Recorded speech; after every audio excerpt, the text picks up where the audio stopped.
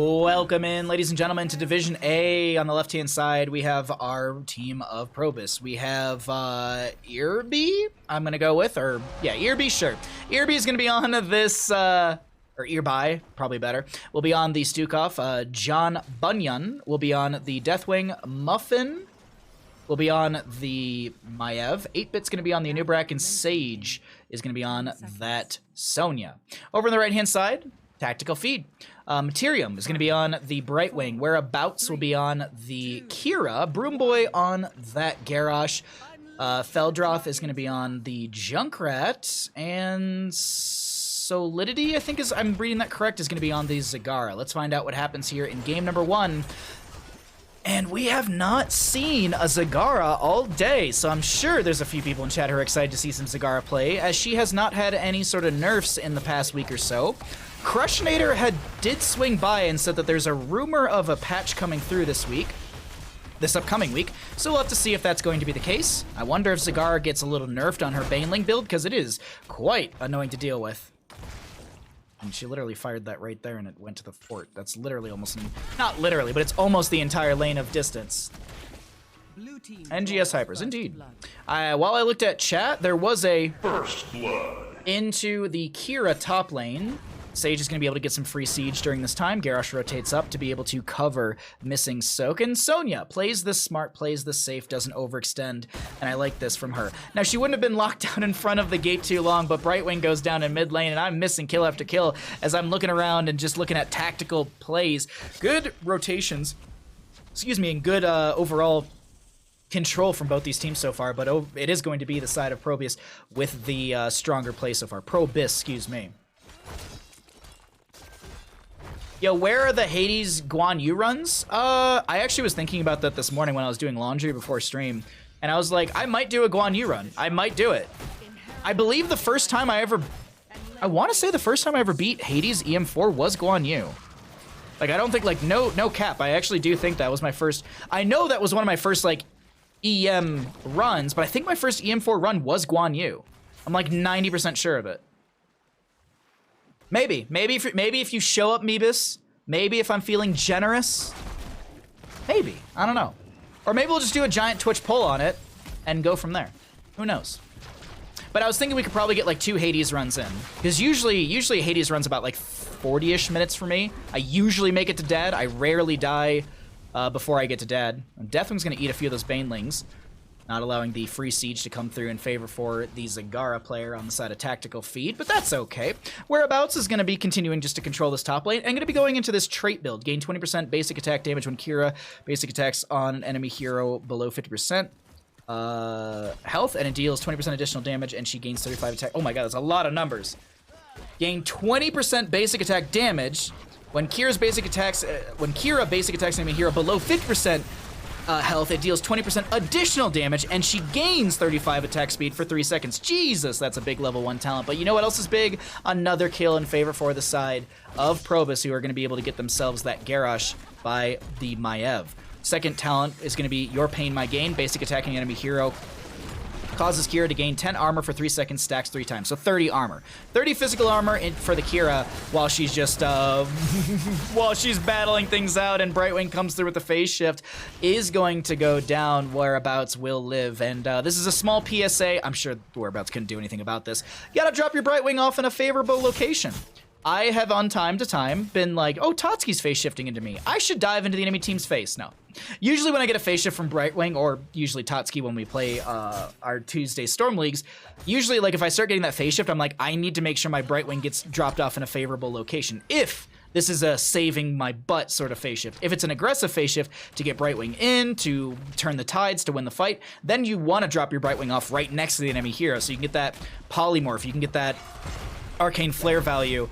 Either way, Sage going to get bopped around Kira with the revolving sweep polymorph, and that is the aggression that I was talking about. Materium right next to that Sonya. She's fine. I mean, the Brightwing is fine taking damage, as Sonya will be guaranteed, or there'll be a guaranteed Sonya kill. Wording, dear lord. All right, so Whereabouts controls the top lane for now. Zagara spreading her creep around fairly well. What's the Zagara creep looking like right now? Let's actually get rid of this player information. Some pretty good creep in the rotations as well. Nothing in the rotation from mid to top, but at least covering her tracks through the mid to bottom. And that's going to be a quick Dragonite in favor of Tactical Feed. They're going to be able to get themselves this said Dragonite. And what siege value will be coming from that? And also, what is the damage this Dragonite does? Into structures, this Dragonite currently deals 432 damage. Baseline is going to be half of that, 216. Kick on to the Maiev, which puts her towards the top lane. There's already a camp pushing in through this lane. Brightwing, Junkrat still sieging in. And while we have the siege happening, while we're just kind of waiting around, let's go ahead and take a look at some of those other numbers, the damage, healing, and experience for game number 1. And I believe our 5th best of 3 today. Is this our 5th best of 3? Holy jeez, we've just been cruising through some best of 3s today. By this rate, there's gonna be no best of 3s to cast tomorrow. No, there was like a Heroes Lounge finals that we might actually try and pick up for tomorrow. It was already casted, but people were like, "You missed a Cho'Gall game," and I'm like, I mean, I gotta cast it, right? I'm sure all of you would enjoy watching it.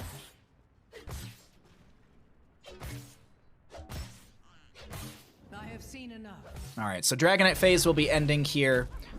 Looking at some of that experience breakdown, a lot of heroic difference. Mercenaries are about the same, so seeing a little bit of experience deficit in favor for the side of ProBUs, but it's mostly through those 4 kills. But early game kills versus late game kills kind of works itself out in the wash, depending. If Tactical Feed can't find any kills and they just constantly, well, feed, then yeah, the experience is going to be heavily pushed over to the side of ProBUs. But we'll have to see how things unfold here on Dragonshire's. 10s are up on both sides. What are our heroics? Bellowing Roar for the Deathwing, as you can see over here. He shows both cooldowns. That was a really nice addition from Aliobs for this, so you can see what is the baseline. Because he has Cataclysm baseline. He doesn't have to take a talent for it. And then Bellowing Roar will be the pickup at level 10, so you have a nice breakdown of both of those cooldown reductions. Kira going for what I consider the better of the 2 heroics. I also think there's a lot of moments where the enemy team is collapsing onto her. Anubrak, Maiev, Sonya. So I like this Unrelenting Strikes. I think it's going to be really big for her. Deal 60...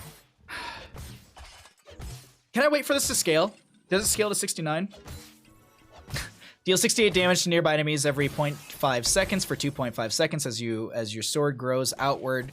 Upon expiring, deal 246 damage to the nearby enemies and stun them for 1.5 seconds. Grappling Hook was attempted. There's going to be the Unrelenting Strike coming out. There's a huge taunt as well from the Garrosh with the Warlord's Challenge. Leap comes in from the Sonya. Brightwing with the Emerald Wind is going to be canceled out to 10-second cooldown as you saw her start that channel, and that's a triple kill. Oh, great Concussion Mine. Muffin is going to get picked off. That was a nice counterplay, at least from Junkrat, but still, 3 for 1. This is looking good Dragonite-wise for the side of ProBUs if they can get their players onto these points in time. Zagara pushing up this bottom lane quite heavily, and this Deathwing is losing out a little bit here. He does get that Lava Burst onto the ground to be able to get the clear onto the Creep Tumor. Checks the bush with that Lava Burst once again. Sonya going up to the top point. Feldroth considering maybe jumping on this point to stall things out. I'm waiting to see if they actually do.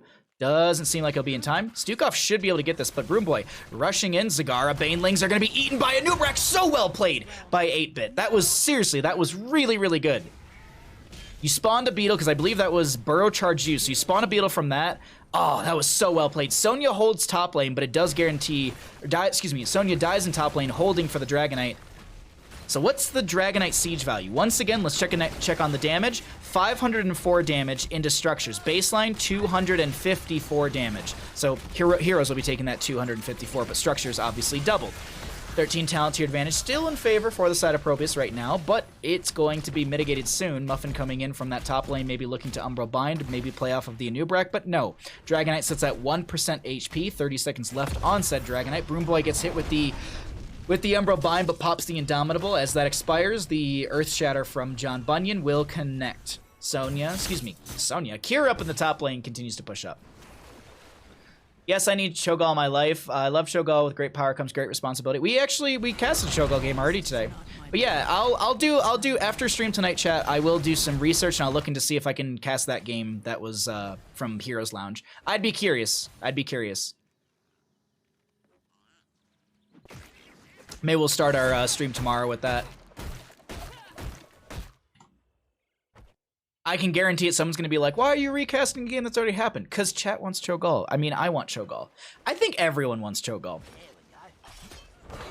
Broomboy going to toss back one of the enemy members. Chattering Teeth out. Leaping from the Sonya. There's going to be a lot of damage onto this Garrosh, but also Whereabouts as well. And the Kira, she's going to get the friendly toss out from Broomboy as the Warden's Cage will expire. Zagara still pushing up against the Deathwing in bottom lane, poking at him quite heavily. Chattering Teeth come out from this Junkrat. He is this trap build. Got to trap them all as well, so he's got the extra traps on top of that. Chattering Teeth, you got the big ass, so the Chattering Teeth only focus onto enemy heroes, doesn't trigger onto minions anymore, which is huge to be able to just zone back the enemy side. And this gotta trap them all really makes things difficult, especially on a control point based map.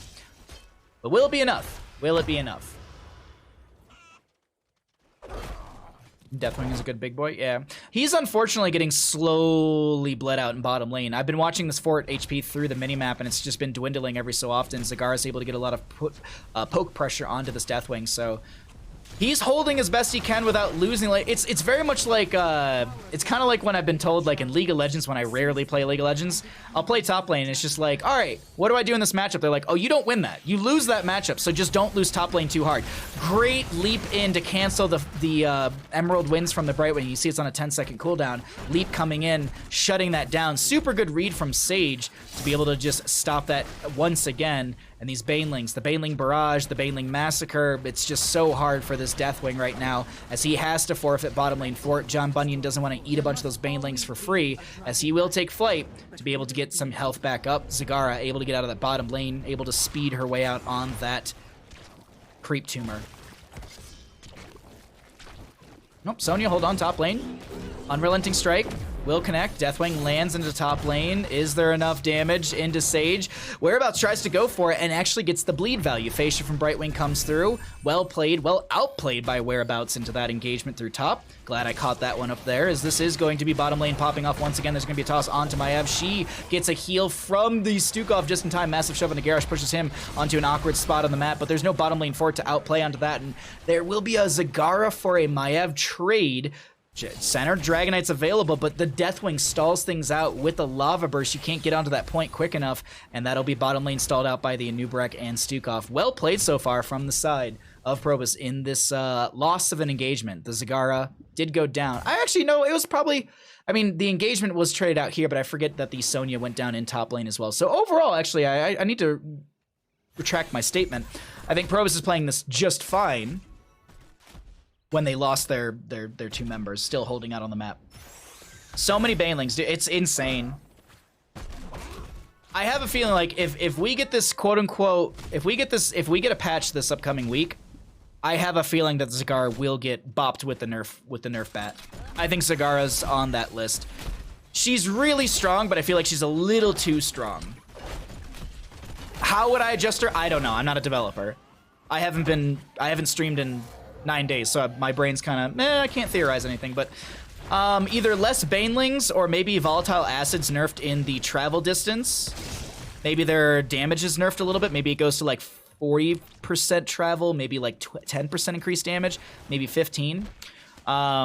Maybe give no cooldown reduction on Baneling Massacre, or maybe gain 1 additional charge of Baneling. Sorry, I'm reading talents and theorizing, and Kira dies in top lane. My apologies. Bop the bugs. You know, the hard part for me is that I'm happy to see Zagara in more competitive play, but I'm not happy that it's because she's just so oppressively strong. It's not like, I'm not saying pick Zagara, GG, go next, win the game. Still, she's just really, really hard to deal with right now, and if you don't know how to, I think that's really the outplay factor. And Zagara's, I'm sure there's a lot of people who love Zagara, but she was never played competitively, so I'm sure there's a nice group of people who are like, oh my god, this hero, it's perfect right now. And Zagara is actually able to get the Envenom value, if I'm not mistaken, and that is going to be able to find that last little bit of damage. Yeah, I think that was Envenom coming out. 30 seconds? Maybe, possibly. Level 7 might get nerfed. The main thing or the Q might get halved. Yeah, I think be crazy. I would agree with you absolutely. I think it has to be around the Banelings.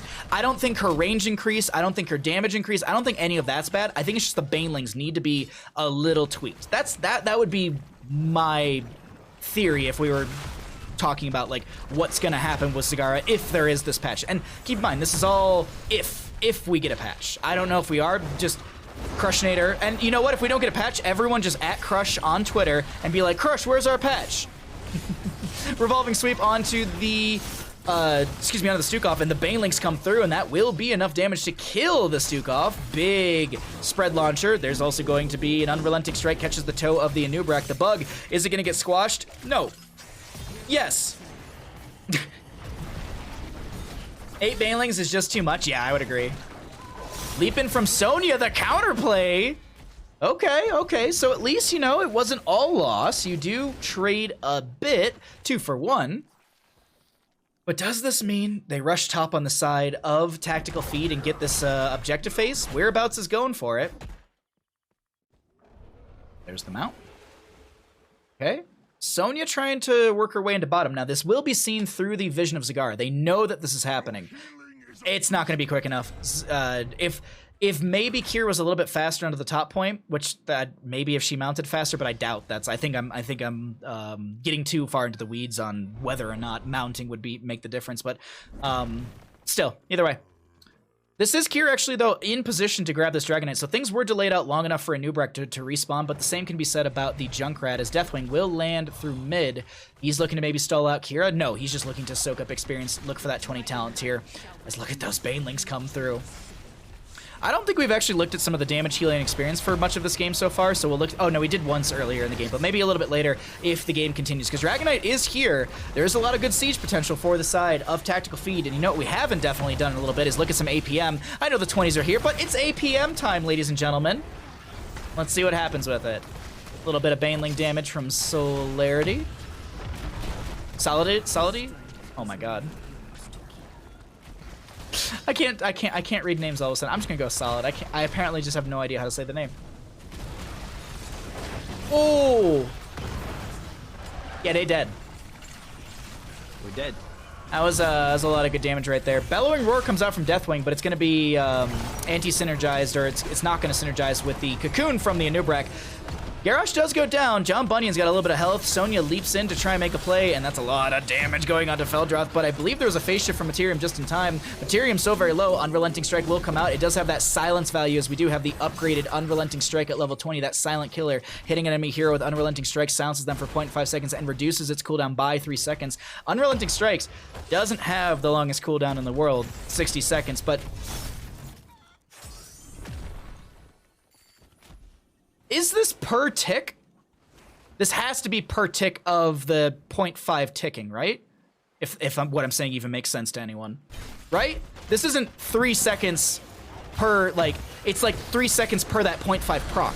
Revolving Sweep coming in for the Kira. She's got 4 seconds actually on that Unrelenting Strike, but there's a big silence on the ground. There's an Umbral Bind from this Stukov. She's gonna go for it. She actually has got it, but it's more of a disengage tool to zone back the enemy team. Great grappling hook to get into the tower. Anubrak's actual splash range from his epicenter. I was like, there's no way that hits, but I'm like, wait a minute, we have 16, and we got a burrow talent right there as well. So that actually epicenter is a big factor into the Anubrak. 8-Bit getting that stun and that last little bit of damage into the Kira. Well played from 8-Bit right there. John Bunyan could eat the steel trap, does take damage, but it's not going to be stunning him. Such a painful death, yeah. There's a lot of those. Nubrak, oh my god. Toss, pulled, every which way. Oh my god, I can't believe that 8-Bit is still sitting where they are. Cocoon onto Broom Boy just kind of slows things down. Dragon Knight's available here. Top lane does have a massive wave in favor for the side of ProBUs. And this bottom lane, Catapult, how much you dealing damage for? 662 damage into structures from the Catapult right now.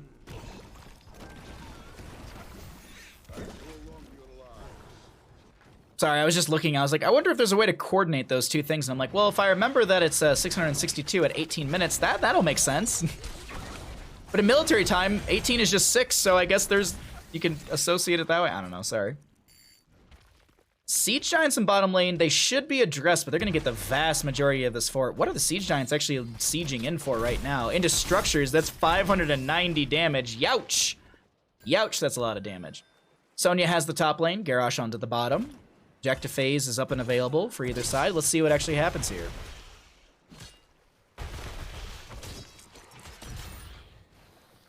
I'm waiting. I'm seeing what's going to happen. Actually, you know what? Now's the time while we're waiting. Let's go ahead and look at some of those other numbers, because I don't believe we looked at them for a little bit here. And we've had 20s up for quite some time, so you know what those are. Big double toss onto a couple members. There's a bop over the wall, and that is going to be a quick burn onto the Anubrak. That bug, ooh, that bug got squashed.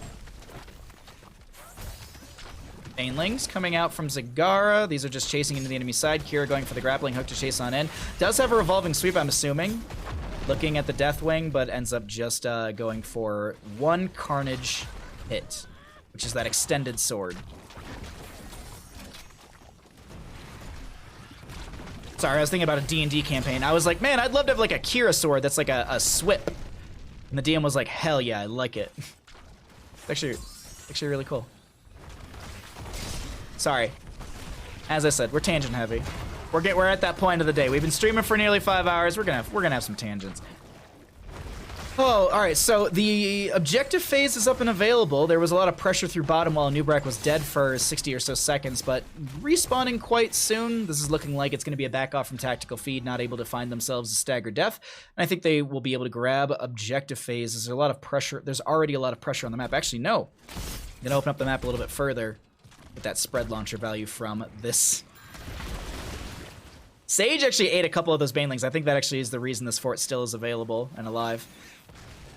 Oh, Sonya, okay. So they weren't even actually in range. They were gonna end right here.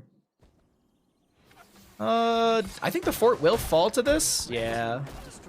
Fun fact, the archer minions deal double the damage of the melee minions, and into structures, minions deal triple damage. So if a melee minion does 20 damage standard, archers do 40, so 40 times 3, 120, rather than just the 60 damage from the melee minions. So if you're ever looking for a priority onto clearing waves, at least in my opinion, clear archers before you clear melee minions. But that's at least my opinion. That's how I approach clearing a wave. I'm sure there's a lot more 3D chess you could play on top of that, but that's at least the way I've always kind of approached it. All right, 15-9 in kills. A very, very bloody game, number one, in our fifth best of 3, if I'm not mistaken. Broomboy gets onto the point. Anubrak is in mid, but I think he's going straight to top lane to, 1, pick up a little bit of this experience, and 2, be able to get the counter channels. He does use the burrow to get to the point, and I think this will be, yeah, this should be stalled out by Sage. Muffin over here as well with some Fan and Knives if available or if necessary. Doesn't even need to use them. Sonya spears into the lane. Anubrak hanging out in the bush. Going to be hiding from vision for now, as Sonya's showing that in that top lane. Camps will be grabbing the right-hand side from either side. Is there an invade from Maiev? She throws the Spirit of Vengeance over the wall, and she is going to throw a second one out, getting that reset. There's going to be a big Warden's Cage. 3 members are pulled in. Cataclysm from the Deathwing just gets him right next to the friendly side. Earth Shatter will stun out onto 1. Junkrat throwing a few of these grenades backwards, but just the conflagration value of this Deathwing shredding into the garage. He is going to go down. You may have physical armor, but you ain't got armor that stops you from being baked alive. Smoke weed every day. I'm sorry. So Dragon Knight's available for the side of ProBUs if they're able to get to the bottom lane point in time, but Kira is already making her way quickly into this top lane. Want to jump onto the blue vision really quickly and see what they're seeing. So they know that whereabouts is going to this point. Deathwing going towards that bottom lane. So this is going to be a mass rotation to top. Huge burrow in from this Nubrak. He finds the Impale as well as Zagara trying to dump out a bunch of Banelings, and Muffin is able to make the outplay. Is there any bleed? Is there any carnage? No, it's not going to connect. Whereabouts uses the... Sorry, I was actually looking at the timer onto it. So it's 3 seconds per tick. That's what I was looking at. Sorry, I was just looking at the talent for quite too long. Either way, she does get, so it's basically 3 seconds of cooldown per 0.5 tick onto an enemy hero, and it calculates at the end, I do believe, because that's what it looked like. It was like 40, and then it like dropped down to like 32 something. I don't know, I can't math. More like smoked garage. Oh, that would have been so much better, Jimmy. Oh, damn, I missed out. All right, Dragon Knight moving in through mid lane. Dragon Knight, as we always like to check, how much damage does it do right now? Into structures, 1,152. But right now, these members are taking a lot of damage. There's a whole lot of silencing onto Garrosh. He's not able to pop any buttons, and he does go down. Junkrat, Brightwing up in 7 to 8 seconds. Cataclysm from the Deathwing. There will be a Cocoon onto Zagara. Unrelenting Strikes is pushed away, and this is a core. Looking like it's going to be shredded by Dragonite and crew. Emerald Wind is utilized by the Brightwing, but it doesn't find much value. And the core will fall game number 1 over to the side of ProBUs. GG, well played.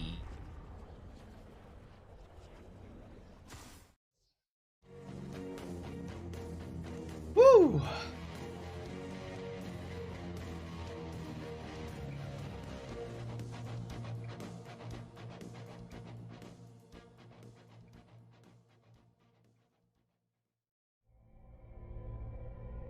A good game, ladies and gentlemen. That was a fun one. But it ain't over yet.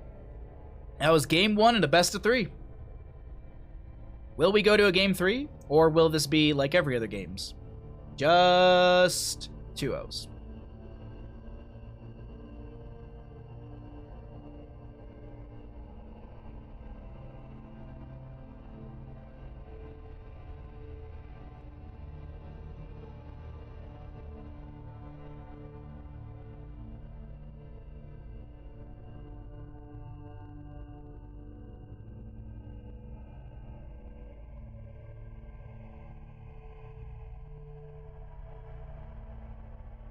All right.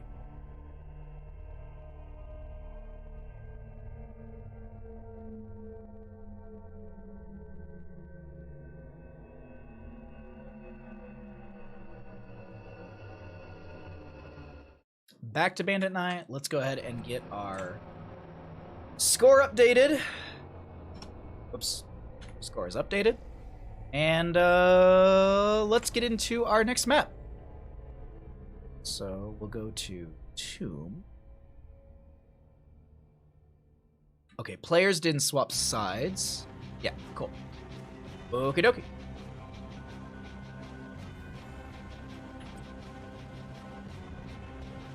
All right, let's go ahead and get on into it. I'm not going to delay much between. Hi, Butts. Jesus Christ, Butt Spot. All right, let's get immediately into it. Let's do the full open, and I'll see you in game number 2. We're heading into Tomb of the Spider Queen.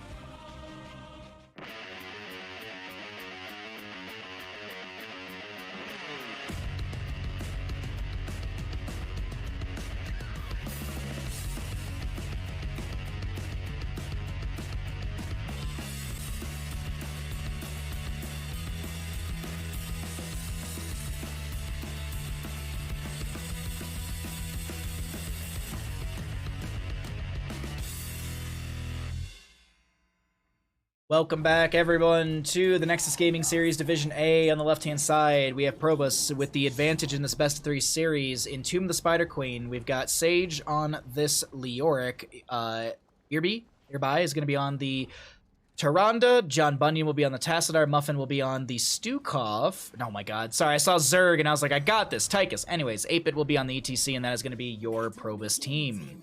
Over in the red, we're looking at Tactical Feed, trying to take us to map number 3 through Tomb of the Spider Queen. Feldroth will be on the Kael'thas. Materium on the Anduin. Whereabouts on this Sonya. Solidity is going to be on the Vala, and Broomboy on the Garrosh. Let's go ahead and get on into it and see what happens. One day I'll see an Uther. There was an Uther earlier, Meebus. There was an Uther earlier today in one of the best of 3s that we casted. Off the top of my head, I do not remember, but it was one of the Tomb games, if I do recall correctly. So we have had some Uther value. We have seen the Lightbringer. I was asleep. Why are you writing in all caps? Why are we writing in caps, huh? What's happening? All I'm saying is that there was one earlier. Damn.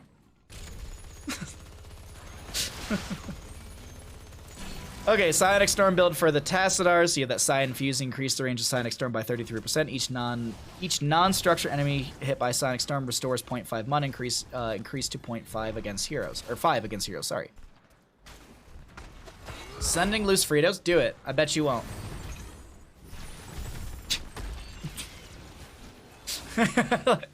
I like that it's just like, bet you won't. Anyways, let's look at the bottom lane really quickly. Whereabouts going into Sage.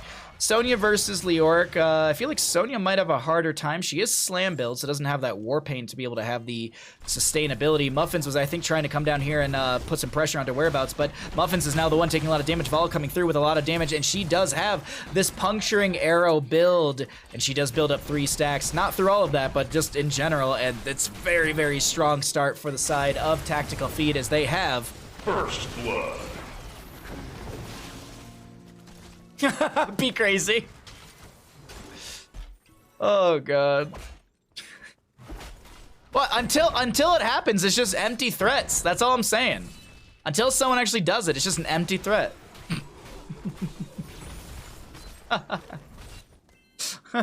Stupid. Alrighty. Let's see, Tychus and Tyrande on the left-hand side just finishing or working on this camp. Bottom lane is going to be grabbed by Whereabouts and Crew, so they have these Siege Giants pushing in. When it comes to gems, it's a little bit ahead. It's really, really close between both sides when it comes to gem count. Nearing 30 for both sides. Actually, a little bit ahead for the side of Tactical Feed, but still wave clears to be had. John Bunyan needs to step into lane 8-bit's going to be able to pick up a few of these, and so yeah, it's going to be still very close between both sides when it comes to the actual gem count. Sage is going to do their best to clear out this bottom lane before it gets much siege value through the Siege Giants.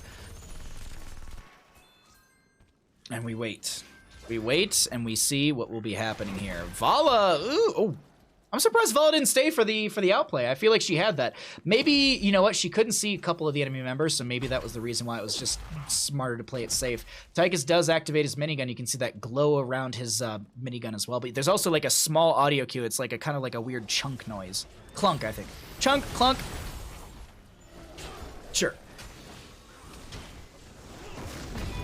Face melt from ETC just to force back Broom Boy, who was stepping up.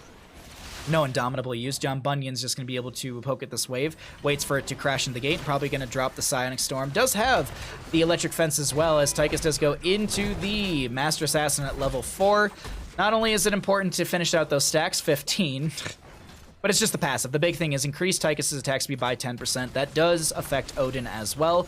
So the assumption is he's going to take Odin. Muffin at least will. We'll see. It could be Draken Laser Drill. I have seen it more and more as of late, but I feel like it's going to be an Odin game. Great shock ray from Tassadar to be able to poke at the enemy side to stop them from getting a turn-in. Neither team has found a turn-in just yet. That's going to be a... Oh my god! No, it's not. I thought Broom Boy was dead there, but that is not the conversation we're having.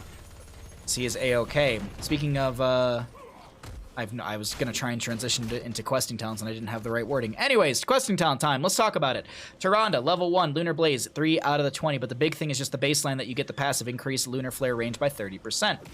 The other thing to consider is that Master Assassin, as we mentioned, you have to get kills to get stacks onto that one. Garrosh has that Warbreaker, 4 out of the 15. He's nearing... Actually, he just got that first part of the questing talent done, which is going to be the damage over time. Anduin's... Piercing Light, which has 10 stacks, where you basically have to chastise the person behind someone, so you pierce through with your chastise. It gives you spell power, up to 10%. That spell power, what's nice about it, it's also going to affect your healing output.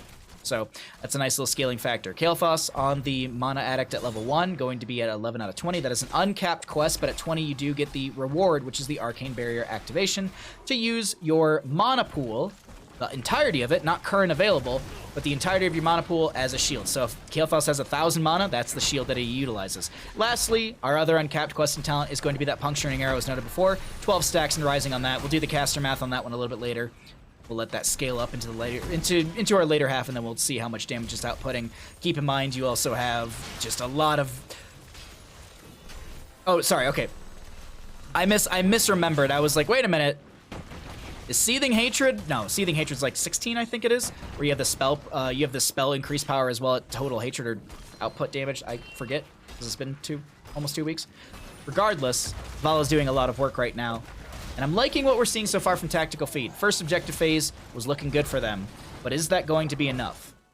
2 gems are necessary for a turn-in on the side of ProBUs, and they might be able to get it. I stepped away for a second, and when I got back, I got a Tyrande game. Hell yeah, Jimmy! No, I was like, maybe I'll poll chat on the games, and someone in chat was like, just bounce around however you feel. I'm like, that's a good idea. And I felt like this was a good Division A game to jump to, so we're going to go ahead and do that immediately. 10 talent tier looming for both these sides, so as always, let's go ahead and check out some of the damage, healing, and experience for some of these other... Or for this game so far, as we'll see the 10 talent tiers pop across the top of our screen underneath the heroic banner. Now, here's the conversation that I want to have here, chat. There's been really good gem denial from Tactical Feed so far. Like, ProBUs has not been able to get their first turn in, and they only need 2 gems for the last, what, 2 minutes? For the last, like, 2-ish minutes since that Webweaver phase ended in favor of Tactical Feed. ProBUs has had the turn in, but they just can't get those last 2 gems in. Sonya's going to be scouted out in bottom, little from the Sentinel onto whereabouts, which is still showing, but Soler, oh my god, the Vala output damage. Almost getting a kill into the Leoric. The crazy thing that I want to note in all of this was that there was almost enough for another turn-in on the side of Tactical Feed. They will have that available if they don't die during this objective phase, but here comes another Webweaver phase, and here comes another Webweaver phase, the first one for the side of ProBUs. Does anyone happen to know a cheaper international shipper? Isn't ProBUs supposed to be pronounced I have no idea. I was gonna mispronounce it till someone said something in chat. Meebus, I've been told DHL is really, really good for international shipping. That's what I've been told. I don't know if you're in the United States, but you can ship through United States Postal Service. Like, I know my dad sent mail to Romania through USPS, and it wasn't too expensive. But for, like, FedEx, it was like 120 bucks or something. ProBUs is better, see? You're not in the US. From my understanding, DHL is really good outside of the US. ProBUs. See? See? ProBUs. I think chat just wants ProBUs. It's so stupid. Garage with the Groundbreaker going out. Chastise. Ah, did he get the... No, he didn't get the piercing light value. That's unfortunate. I thought he hit onto the Commandeer Odin, but not the case. Turn availability exists on both sides. This would be second turned in for both teams as well. Who's able to get this though? That's the big question. Actually, let's look at the gem count really quickly, chat. We've seen a lot of the talents for quite some time. There's no 13s, so let's see who's holding what. 31 gems on Tychus. That is not the place you want to be as a Tychus, in my opinion. Big Entomb out from Leoric. There's a Light Bomb onto Materium, and there's maybe a counterplay. Big Rain of Vengeance. Pyroblast goes out onto Tychus, and he goes down. That's those gems I talked about, dropped on the ground. Garrosh goes down. Leoric goes down. Tassadar to fall as well. So much is being lost on the side of ProBUs. Professional bus. Nancy, I recommend DHL. I use them all the time from El Job. Yeah, that's what I've heard too. Like I was talking. So there's like a third-party shipping company that's in Tahoe, and I happened to run into them at the bar. That's how I found out about them. And I mentioned, I was like, hey, I might have to ship a painting to Europe. They're like, oh, come to us. We're the only people in town in South Lake Tahoe that actually have a DHL deal. And they were like, if you have to ship international, DHL is the jam. That's what they were telling me. I don't know if they're trying to get their own business to go up, but you know, it's hard to say in Tahoe because a lot of people look out for each other. But at the same time, it could have just been like, oh, come to us. We have the better business. So who knows? I mean, I don't. I'm sure someone who's done shipping, like maybe Nancy in chat, who recommends DHL, probably has a better answer, so. I gotta send the Frieders, unsure on choice. Oh, got you. I called out Meebus for never actually doing the loose Fritos, and now I feel like it's gonna happen. They're just gonna come all mashed up with just a letter that just says, heck you, Bahamut, with a middle finger. Oh, mid lane we will be seeing. All right, so the top lane fort did fall. Mid lane fort should fall. Death Wave will come through. Oh, wait, no, it didn't. It was actually canceled before the Webweaver spawn said Death Wave, which is that purple necrotic wave that it does throw out. So wait, is it supposed to, is there anyone here who actually knows? Is it supposed to be ProBUs or is it ProBUs? Because I feel like if you're gonna go ProBUs, like phonetically like that, don't capitalize the U. But even then, my pronunciation's not even close if it was. Like if it'd be ProBUs. You think it's ProBUs? Okay. All right, I'm going. Two people have said it, so I'm going with what two people say. Hey, you doing? How are you doing, Poorly Placed? I don't think I've seen you today, and I hope you're doing well. Good to see everyone in chat. I'm happy to be back casting games for you all. Also, Kilo, good to see you. Liam as well, and Neary? Neary? I think it's Neary. I don't know how this. Anyways, I'm dumb. Otherwise, you need an I. Oh, that's true. You think it's supposed to be ProB? Yeah, I could see that. I could see that. ProBUs. ProBUs. Is that how I pronounce it with the umlaut U? Umlaut W. U. Sorry, can't say words. Big Entomb. Light Bomb. counterplay potential coming out from the side of Tactical Feed. There's going to be a Pyroblast onto 8-Bit, and he is not able to heal up enough. That is going to be a kill in this engagement. Anduin trying to throw out some damage, but there is a trade into Garrosh. Muffin very low right now. Turn availability exists for the side of ProBUs. We are pro equals ProBUs. Is that supposed to be a Toys R Us joke? Sorry, I'm sorry. Welcome back to stream. Nothing's changed. Call them probe. That's a good way to do it too. Could just do probe.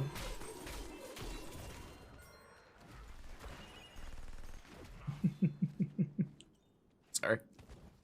Oh, jeez. Today's been super fun. I'm so glad to be back casting and streaming for you all. I have missed it. I have missed it. I love my friends. I love my family. I love hanging out with all of you as well. Call them ProBUs.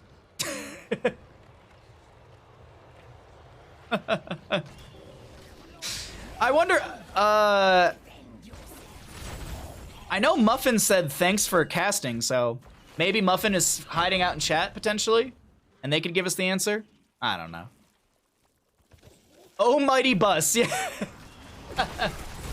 The bus is pushing in through the lanes. But really, the bus is pushing through the lanes right now. Commandeer Odin coming down, 29 gems on Muffin, and this is siege continued with the help of Commandeer Odin. Mid lane getting pushed in quite heavily, top lane approaching the fort right now. Bottom lane should be just about on fort as it's still dealing with the minion wave, and this mid lane does clear out... Excuse me, the mid lane is cleared out. Minions? One minion, one archer minion, or one spider minion is going to be able to get that destruction of the fort. ETC looking for a power slide. You know what I've noticed? There hasn't been a single mosh pit, or at least I haven't noticed a mosh pit just yet. Pyroblast comes out, leap from the Sonya. ETC is trying to split the enemy side. Can they find a mosh pit onto some enemy members? Tychus goes down. ETC tries to power slide through some of those gems, but there's a chunk of gems on the ground. Leoric cannot get those, and Leoric should fall right here. I don't see a world where he makes it out, especially with Vala scaled up so quite heavily, and we talked about looking at the Vala scaling as the game progressed. So let's do that really quickly, as she is going to have 26 stacks, and that's going to be 182 damage from the initial hit of the Hungering Arrow. Keep in mind, Hungering Arrow bounces again, that deals additional damage on top of that. So you have 182 plus 273, and then you have bonus bounces for 156. This Hungering Arrow hurts. You got some greats. I did get some thunderstorms on vacation, but the thunderstorms were so bad that the power in Metro Detroit was out from basically Wednesday. So half of my vacation was without power. Granted, my parents have a whole house generator, but nice mosh pit gonna get interrupted by the boss stun. There will be a Sonya kill really quickly as Feldroth is trying to back off. Sage gets the Entomb. There's gonna be a force wall from Tassadar. It's gonna be canceled early. Shockray comes through. Materium will go down. Boss in top lane needs to be cleared out as Sage almost goes down to the living bomb from the Kael'thas. There will be a Sentinel, but Broomboy not gonna be slowed by much from that. But yeah, Metro Detroit, they've had their this was like their fourth major thunderstorm this summer, where it knocked out power for more than 30,000 people. Like, this storm knocked out power for, like, the one time I looked at it was like 46,000 people. Excuse me, 460,000 people in Metro Detroit. Yes, that's a different number. One extra zero. But it's the fourth time this has happened. On top of that, some of the major highways are being flooded and they're not draining. So it's a lot of really, like, Metro Detroit is getting hit hard this summer. I also saw a tree that I swear to God, I'm not exaggerating. It had a diameter of like a solid 5 feet, like a solid 5 foot diameter, which is 60 inches, right? Yeah, I can math. I can't convert that into metric because I'm dumb. But it was like a solid 5 foot diameter tree. And and it was like literally, it was sheared like 10 feet off the ground. It like sheared, and the entire top of this maple tree was just on the ground. I saw it after the storm that we had on Wednesday before I went over to my parents' house. It was massive. It was like, I was telling the driver, I was like, could you imagine being in that house and hearing that? Like, that cracking and everything. Oh my God, that'd be terrifying. And then the entire time you're like, please don't hit the house, please don't hit the house, please don't hit the house. I installed a whole house generator after we had a storm about 7 years ago, and it took power off for a full 7 days. Yeah, my parents were telling me that this was like the fourth major storm this past summer where they had power out for more than 2 days at a time. So they're really happy they invested into it, because the previous summer, they were just like, it's getting so bad. We just like, we can't do this. We literally, like, we can't just go 4 days without power every month. Like, it's just, you can't. Like, it's so hindering. Especially in the Michigan summers when you have 90-degree days with 80% humidity. Oh, could you imagine? You just end up, you're like an easy bake oven in your house. Sorry, focusing onto the game because we have 20 talent tiers coming through, as well as a lot of siege in favor for ProBUs. ProBUs? ProBUs? You tell me. Hey, Bagatron, how you doing? Oh, Nancy's the best.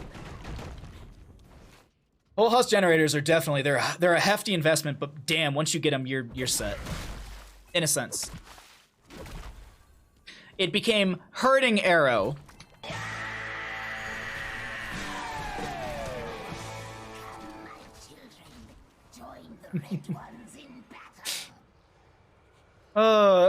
I'm dumb. All right. So 20's up on both sides. Tychus is holding, but I can only assume it's big red button. Red web weavers will descend for the side of tactical feed. Let's see what happens here. This is still a very, very tense game between both sides. I don't think one team... Well, I mean, like, one team actually could win the team fight and go core, right? Through a keep, obviously. You have to still... So, like, a win condition set through top for both teams, just more so in favor for the side of ProBUs. ProBUs.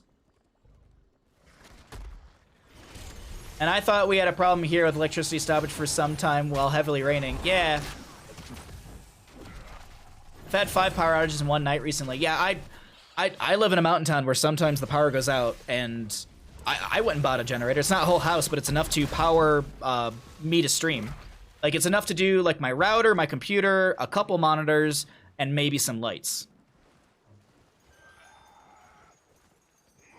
But definitely, like, router, computer, and stuff. So there's that. Anyway, sorry.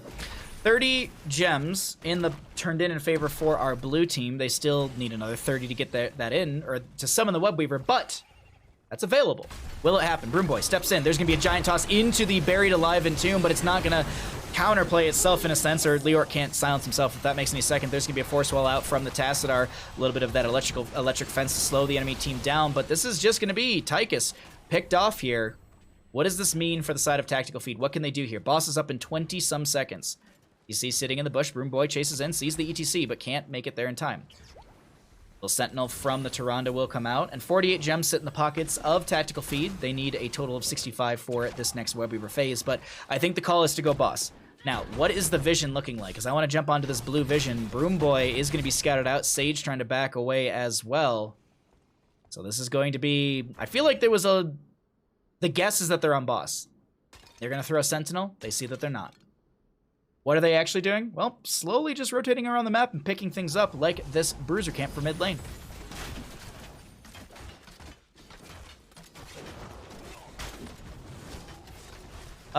Do you use an ups?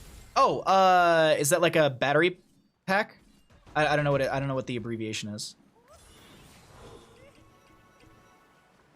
UPS. An ups. Do I use an ups? Uninterrupted power supply. Oh, yeah. I have 2 battery backups. I have one that's literally just connected for the router and the Wi-Fi and everything, and then I have one for just PC. I was literally messing with them yesterday. I have my 2 external battery things. Like, I moved them from the floor to the desk so I can easily access them.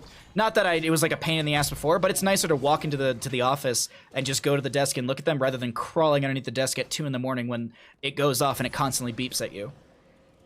Yeah, no, I have a backup battery that basically it'll run the PC, the router and everything for like a solid 60 minutes, maybe a little bit more, but that's enough time for me to run, start the generator, get everything plugged in, etc.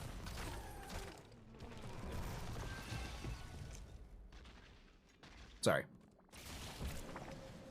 Yeah, I bought one in Michigan when I kept getting a little bit of power outages in Metro Detroit because I didn't like my PC constantly getting browned out. Because that's what we'd have, is just like those little like dips in electricity. Anyways, Buried Alive. Oh, Leap of Faith is going to be coming through. And actually, sorry, I misspoke. It's not Buried Alive. Shroud of the Dead King. Activate to become protected for 3 seconds, preventing all damage. My apologies, I just always assumed that it's Buried Alive. Blue Web Weavers descend. Siege Giants in through bottom lane. Is this enough to death march to the core? And then I got a second battery backup when I used to work for an engineering company. And then they never asked me to return it when I quit, so I kept it. They probably don't remember I have it. That doesn't matter. I mean, they bought me a printer and they didn't ask me back for that, so that'd be kind of petty if they did, I feel. Yours is 15 minutes before depletion. Oh my god. Yeah, the Wi-Fi router battery backup, that one has like the least load. I'm sure the PC one would last maybe more like 30 to 40 minutes. Probably not as close to 60, but it depends. What is gonna happen? There's a leap from Sonya into the backline. Oh my god. John Bunyan's gonna get hit with a Pyroblast, but is it enough damage? She does have that spell armor by 30 and is gonna get healed up. Really well played right there. That was a close one. As Vala comes through with the Hungering Arrow and gets the kill onto Sage. Mid lane keep does fall, top lane does go down, and this is not game over just yet. The members of Tactical Feed are hanging on in Tomb of the Spider Queen, 22 plus minutes on this map. Now let's look really quickly. Boss is up and available in top lane. Will either team go for it? Leoric dead for 47 seconds. He is scouting out for the friendly side. You can actually see the vision of 8-Bit, and Sage is showing where the rotation's coming through from the enemy side. Sage is also cheating death as well with that Spectral Leech in their ghost form, whereabouts showing in the top lane. This is looking like it could be Boss plus Webweaver turn-in, and that could be the play. Now, yeah, Broom Boy's going for that turn-in immediately. They're going to tag the Boss. So here is going to be 8-Bit and crew. They know that this boss is being triggered. Sage will back off for now. Is the boss leashed? No. We know this, but they don't know that. Gives you enough time to unplug everything. Pretty much, Royal. It gives me, like, the battery backup is enough time for me to run outside, get the generator going, and then probably have to shut down the PC and get everything plugged into the generator side of things. Because I don't think I want to plug the battery backup into a generator. I feel like that's electrical-wise like a bad idea. I've never been an electrician, so I don't know.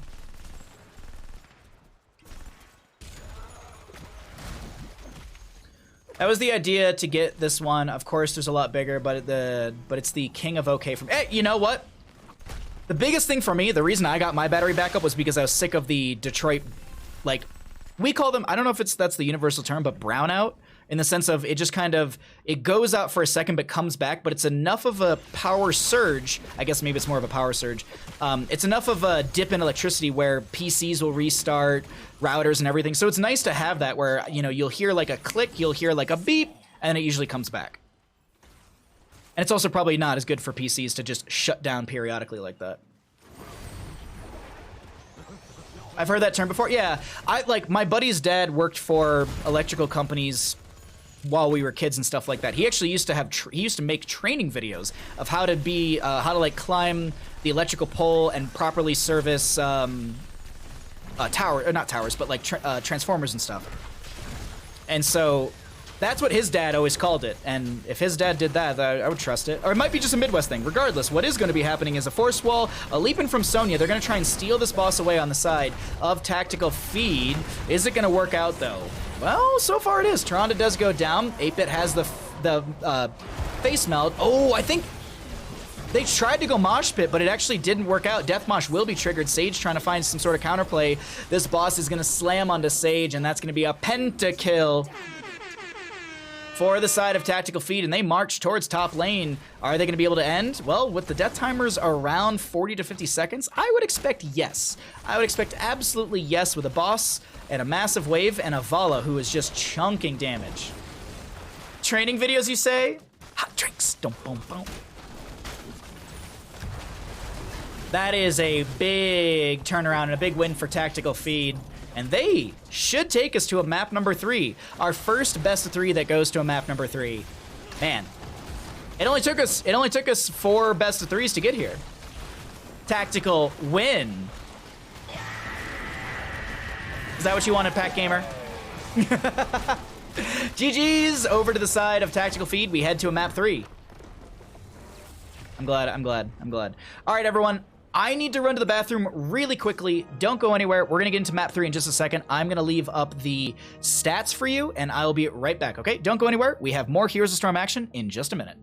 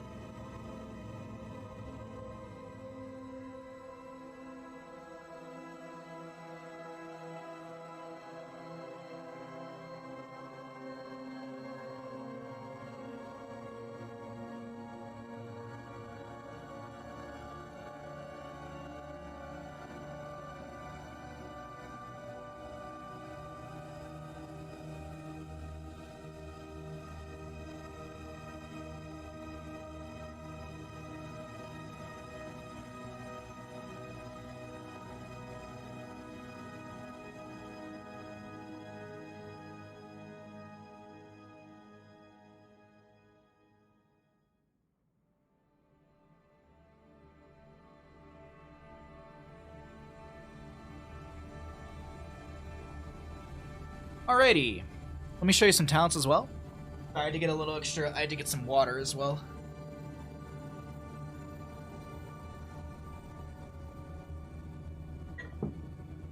Good old-fashioned quality H2O.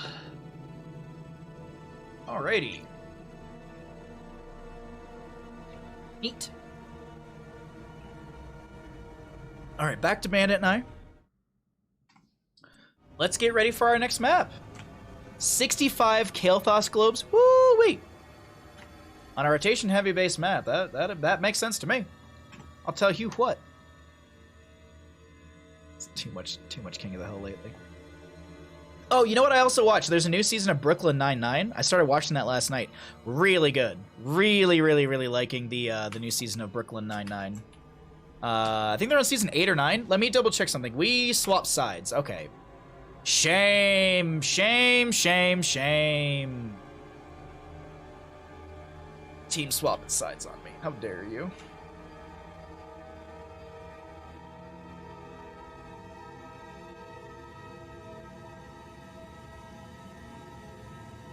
Alrighty. Let's go ahead and get into this one.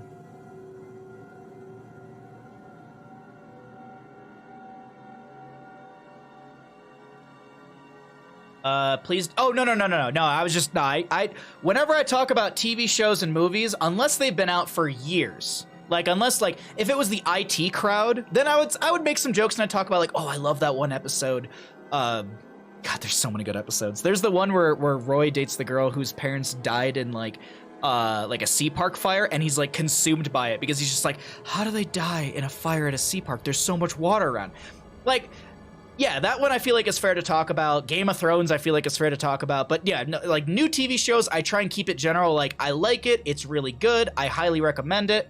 Suicide Squad. I watched the new Suicide Squad last night too. Highly recommend that. Loki, highly recommend that as well. WandaVision, yes. I also watched the new, I relaxed a lot yesterday. I also watched the new Disney Plus, they have the What If series, the Marvel What If series. That's a really cool one as well. That one's just really fun to watch. On Brooklyn Nine-Nine, that one guy goes up to the other person and tells a really funny joke. I laugh so much. Dude, be crazy, me too. I love that one joke that they made. Yeah, no, I try and keep things general because, some people come to my stream and, yeah, I ramble a lot, but I don't want to spoil things in my ramble.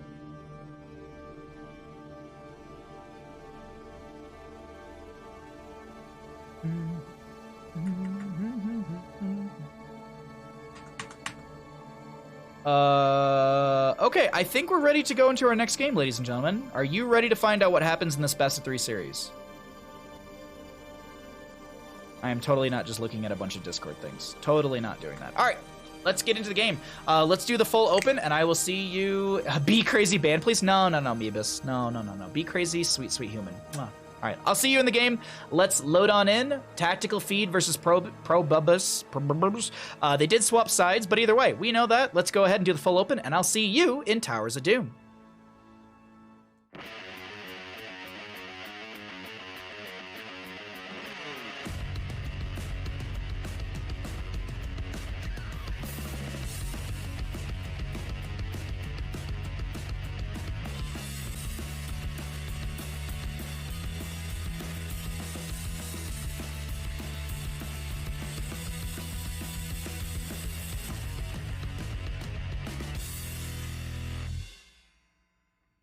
Welcome back into the Nexus Gaming Series Division A, ProBUs versus Tactical Feed. Well, the team swapped sides, so we got Tactical Feed in the blue. Feldroth will be on the Kira. Whereabouts will be on the Dahaka. Materium on the Deckard Cain. Solidity is going to be on the Greymane, and Broomboy to be playing the May. Over in the red, we've got the members of ProBUs, Pro Professional Buses. 10 seconds. ProBUs will be Sage on the Sonya. We'll see Irbai on the Tyrande. 8-Bit's going to be on that Anubarak. John Bunyan on the Zagara, and Muffin on the Sylvanas. Let's go ahead and check out our level 1s and see what our actual bottom lane engagement looks like. There's going to be that respect. Materium and crew know Sylvanas is on the enemy team. They're going to try and cheese our towers and bottom, and that's exactly the case. Sylvanas goes for the lockdown. Feldroth looks for the revolving sweep, does get the grapple hook. Muffin Sovan's taking a lot of damage and is going to be able to walk away. Hello? All right, no first blood just yet in this game. I was hovering that first blood button for a second, but not going to be the case. Let's check out this solo lane matchup really quickly. I'm assuming Dahaka will be doing double soak rotation due to his level 1, which is going to be the enhanced agility. Sonya, what did she go into at level 1? Tough as nails, so going to be having some of that physical armor against the Dahaka, but he has a lot of spell damage as well. We'll have to see how all that works out, but it can mitigate some damage as Sylvanas uses a short distance haunting wave. We also have to keep in mind there's auto attacks from Kira, auto attacks from Broomboy, auto attacks from Greymane.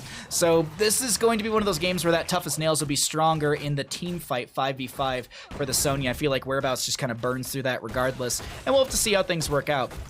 Dahaka might have a little bit of a slower... you know what? I feel like Dahaka into Sonya, I feel like that matchup scales really well for both sides. Speaking of both sides, we can look at both of these teams grabbing these Sapper Camp, and this is actually a really slow Sapper Camp on the left-hand side. I'm surprised there was no invalid from our ProBUs. Oh, we've been talking about this. Some people in chat were like, well, maybe it's ProBUs. And some people were like, I think it's ProBUs. And no one from the team has said anything. John Bunyan, gonna go down. First blood. We'll go over to the side of our tactical feed crew. I want blood, Baha. Are you a vampire? Do you know my uncle, Nosferatu?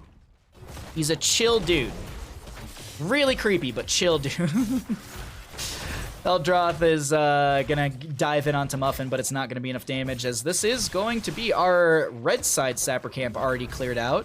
What will happen here with these last, I think it's 2 Sappers? Yeah, 1-2 Sappers will go in, maybe? No, they're gonna get locked down by Sylvanas for a second, and that last Sapper is gonna get cleared out by the Banelings coming out from Zagara. Nice utilization of that ranged poke, as well as Sylvanas able to lock down units.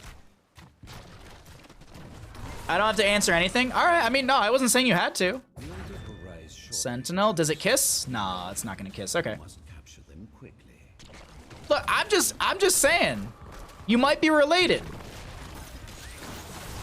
We're from Transylvania, so I don't know. I thought I had some family in chat. Okay.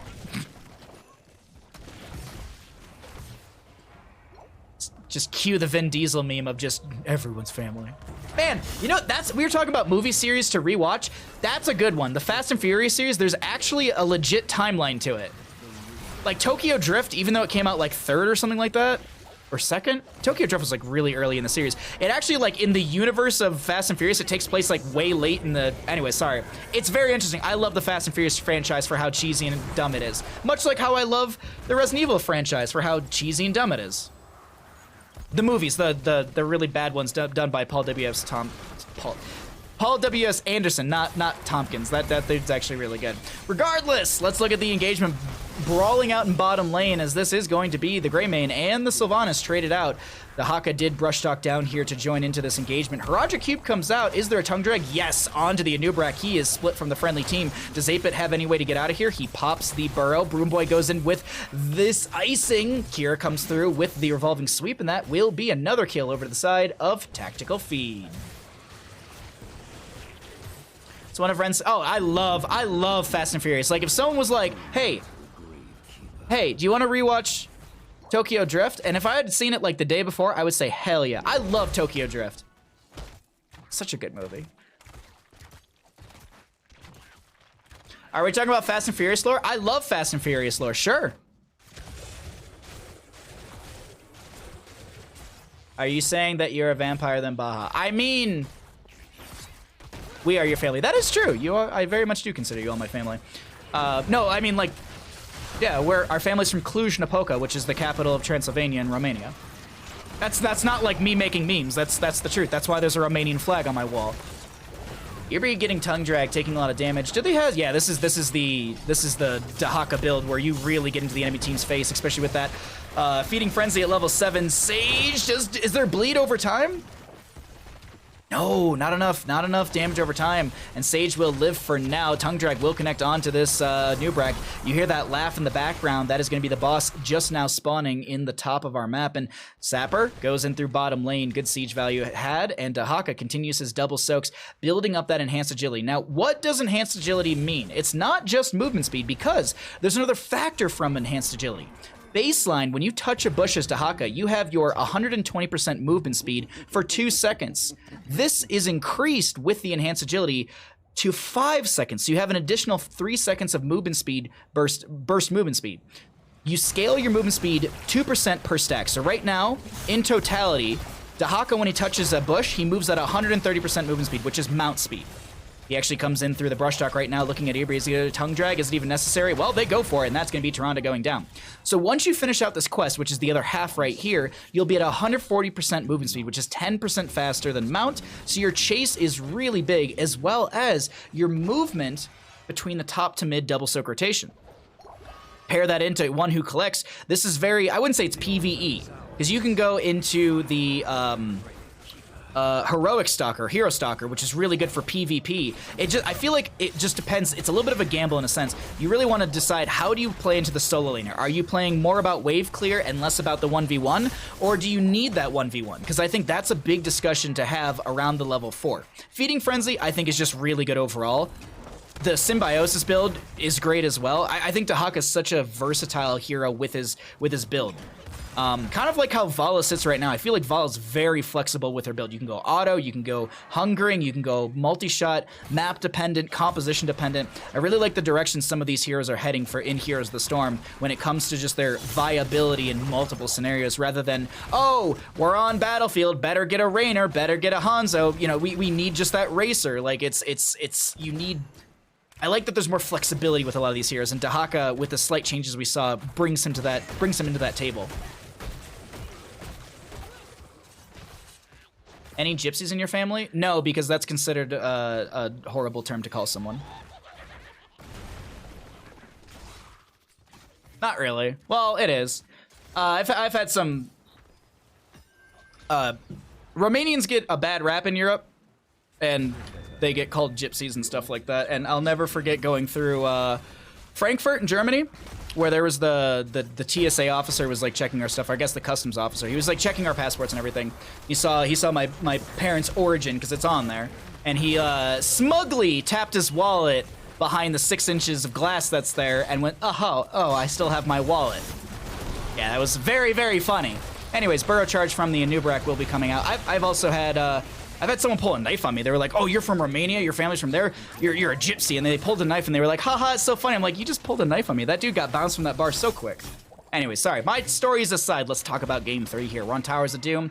Double objective phase popping up on the top of our map. Will this be split, or is this going to be aggroed by the side of Tactical Feed? Because I feel like they do have a little bit of a lead here in this map. And speaking of leads, let's talk about some other numbers. Tyrande stalls out whereabouts, but there was a little bit on the right-hand side as well into Sage, and it's looking like this is going to just be a trade in damage between the two sides. That's a good person right there? Yeah. Yeah, like, it's weird, because, like, a lot of, when I moved to California, a lot of people were like, oh my god, like, they romanticize gypsies. I was like, no, you don't want to be. Like, people are really mean to you if you are. And I've had this conversation. They're like, apparently, like the gypsy culture is like romanticized at least in California. At least all the people I've talked to. Kind of the same for Bulgarians. So I feel it. See, so you know, there you go. Yeah, there's many forms of racism. Big shock. Never played a lot with Dahaka, but I think it's time to learn. Oh no, Dahaka's phenomenal in my opinion. Dahaka works on like almost every map. There's a few areas, a few maps where I think he doesn't work, like Volskaya Foundry, because there's not a lot of really optimal brushstocks locations. But you don't, you can build Dahaka a little differently, where you don't have to be so heavily invested on tapping bushes and being brushstock heavy. You can still PvP very, very well based off your build. Like, Infernal Shrines, I feel like, is great for him. Obviously, Towers of Doom, Cursed Hollow, Sky Temple, large maps, globals. He's a huge factor. And even in those maps where you don't need massive globals, like Infernal Shrines, where we don't see a lot of super global value, sometimes here and there, especially with Brightwing, I think Dahaka's great. I think he's just such a great hero all in all, but this is going to be Dahaka A-okay. Pops Essence, he has that burrow value now. He moves at like, what, 50% movement speed? No, 75% movement speed. Oops. 50%, no, I had it right the first time. So that adjustment on Dahaka was huge in my opinion. I really like that one right there. But now, single altar. Let's go ahead and check out the APM. And let's see how this altar phase is played out. Unfortunately, it's going to be just traded. Or no, given away. Yeah, it's just given away. That's really weird. A little bit of a stall from Tyrande. I don't know how I feel about this. I don't feel like this free give is worth it or necessary. I was expecting a big old team fight. What the heck? My bad for saying the G word. No, you're fine. I'm just saying. People, I think people don't have a... I think there's a lack of understanding of how awful people can be towards that term. Or think that it's cute and funny. I'm being tongue-in-cheek. No, you're being an ass.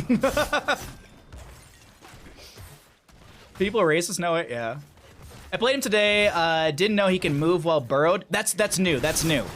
Yeah. That was changed in our most recent patch.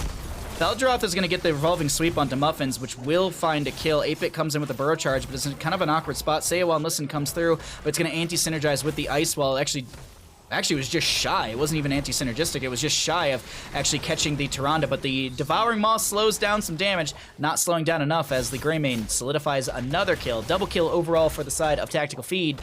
And now, we wait. Are the sappers fed in, or is there enough poke damage from the Zagara? Broomboy eating some of these banelings on purpose. 1, 2, 3 sappers connecting to the fort. Broomboy tanking shots. Probably has to pop Cryo Freeze if they have it off of cooldown. Looking really quickly. No, it's about a 16-second cooldown. 8-Bit getting pushed around by Feldroth, who can tank some of these tower shots, and that is going to be another kill for the side of Tactical Feed, and I really like the staggered death to play so far. Will Tactical Feed be able to get 15 damage into the enemy side? I heavily doubt it. I feel like we're going to see a trade of 3 damage from the Zagara over here and 10 damage from the top left in the center. But, I mean, who knows? A really good team fight or another pick could be exactly what Broomboy and crew need. All right, Sage goes for the spear in. Euronymous, thank you for the follow. Sorry, I missed that like 4 minutes ago. Anyways, Sage, John Bunyan get the channel on the right, Feldroth on the left, and Dahaka finds this bottom. There is going to be those shots as we talked about, raining into this core. 29-10. Things are looking awkward for the side of our red team, but it's Towers of Doom. It's anyone's game. 20 Talontiers are a big change, as well as these 16s. Keep in mind, we do have that Will of the Forsaken for the Sylvanas. And locking down towers is huge. She actually, Haunting Waves past the enemy side, has that Windrunner. Oh, wow, good utilization of the Will of the Forsaken, but it's not enough, and that is a Sylvanas going down. Devouring Maw into 2. Banelings will be huge into this enemy side, and Kira will be traded out. Broomboy is able to get the Cryo Freeze just in time, but can Broomboy actually back away? Icing will get them out of here. Tongue Drag onto 8-Bit. Is it enough damage? Is 8-Bit going to go down? No. Isolation will come out from the Dahaka. Does connect onto Sage, and 8-Bit's able to back away with a sliver of HP, healing from Tyrande here and there as the Burrow gets Dahaka out fine, able to just heal up with their essence as Sonya moves in the mid, trying to close the experience gap that has formed the solid level lead over to the side of Tactical Feed, which will be moving into 10 Talontiers faster. Speaking of things that are 10, the core HP on this side is 10, and we have a double altar phase coming up. If both of these altars are grabbed with the control of bottom lane still had to Tactical Feed, this is looking like a GG in a game number 3 over to the side of our Tactical Feed crew. But it's not over just yet. We can only theorize on these things as we have the altars spawning in 25 seconds. Now, maybe this is the time we see some APM value coming through. Zagara trying to dump some Banelings into bottom lane to burn down this fort is going to get about like 10-15% off the fort from that barrage of Banelings. Greymane going for the camp on the left-hand side, and Nubrak looking to burrow in. No, he's just looking to threaten with his presence. Want to check really quickly, Dahaka, do you have Brushstock off of cooldown? 1 second was the cooldown onto that. You can come down here at any point. Channel from the, from the Tyrande is going to be actually uninterrupted, and 3 shots will rain to the left side core, so it's not game over just yet. There's a huge leap in from the Sony Materia, taking a lot of damage, but the Devouring Maw will connect onto quite a few members. I think it's actually just to the Deckard Kane. Yes, it's just to Deckard. He goes down. Good pick in favor for the side of ProBUs. Beldroth should go down as well. And this is a double altar phase that should have gone over to the side of Tactical Feed, in my opinion, with the momentum, with the kills, with the plays, but not the case. And our red team hangs on. It's 6-9 in kills, with Tactical Feed leading in those kills. Very, very nice. Nice fort conversion before the channel comes through. And so it's going to be a total of 7 shots into the left-hand side, 0 into the right.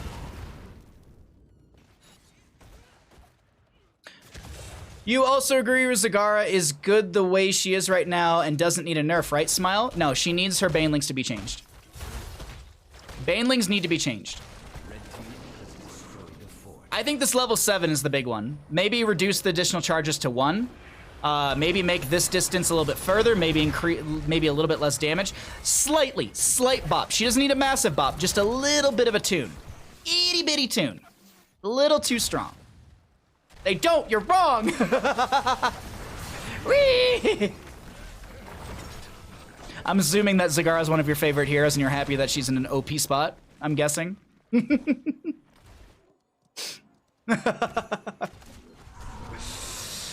7 is getting nerfed. Yeah, I think the 7 gets nerfed. If anything, there's rumors that there's a patch coming out this week. If there's not, everyone has to @Crushinator on Twitter and say, Crush, you were wrong. How dare you? And this is what I was talking about. Momentum shift is looking good for the side of our red team. Can they keep up said momentum into this latter half?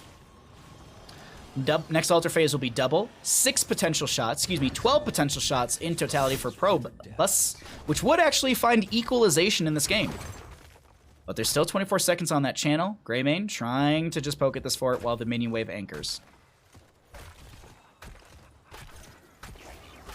Remember when Zagara casted all 4 Banelings at once? Oh my god, ages ago. 1 is fine if 7 gets nerfed. Yeah, I think so too.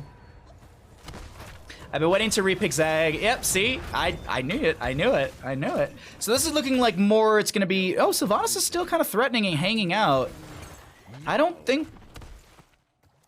Okay, they're going to get 1 round of shots. They won't get the second. So it's going to be 11-10. It's not a bad spot to be in from the side of our red team, as they were hemorrhaging quite a bit of health throughout this game. Let's actually cycle through the other numbers, get an idea of what this looked like, because a boss doesn't end, but it's getting tense. Leap in from Sonya. Target's going to be, wow, Wailing Arrow. Overkill, but hey, if you want to shut down the Mei for the next 60 seconds, sometimes you just gotta overlap 2 heroics. Not the biggest thing in the world. I think it's like 90 seconds on Wailing, 60 seconds on the Leap, so we're sitting okay with that. Next altar is single, so it's not game ending for either team unless some massive sappers get forced in through bottom lane. Then we threaten game. If all of the sappers go through this bottom lane, then game is threatened. Okay, 1 sapper makes it over. 2. Maybe 1 more. No, it's going to be cleared out. Okay, so 2 sappers make it over, but another round of sappers come through. If these 3 sappers make it in, it's still not enough to end game. They need boss plus this altar phase. 1, 2, 3 go over the wall. Did I see that correct? Yeah. Oh, y'all see that Tyrande snipe with the owl? They actually also buff that baseline where it's a buff. If you kill someone, you get a reset on your Sentinel. Hi, Simon. Welcome back home to you as well, my friend. I hope your kitten was very nice when you got home. I hope Sin was just glued to your leg. What are you asking? What? Welcome to my channel where I will say something and forget what I said 30 seconds later, and we're not even on delay. Big leaping from Sonya. There's gonna be a burrow charge as well. Oh my god. Oh my god, was that gross. How Dahaka was killed? Oh, the Sentinel from Tyrande. She threw the bird. She threw her Sentinel. Oh, no worries. Yeah, no worries. Oh, I get what you... Sorry, you were saying what as in like, oh my god, I can't believe it happened. I thought you were saying what as in I said something and it was confusing. Oh, they're going for it. They want to end off of this. The side of, okay, ProBUs is gonna go for it. I think Tyrande just goes for the channel and they go for boss personally. And yeah, okay, so, yeah, okay. I mean, 43 on Kira, 27 on the Dahaka, 8-bit and crew, they gotta go for this. But the same can be said on the opposing side. 1 HP remains. Let's check out that APM as always.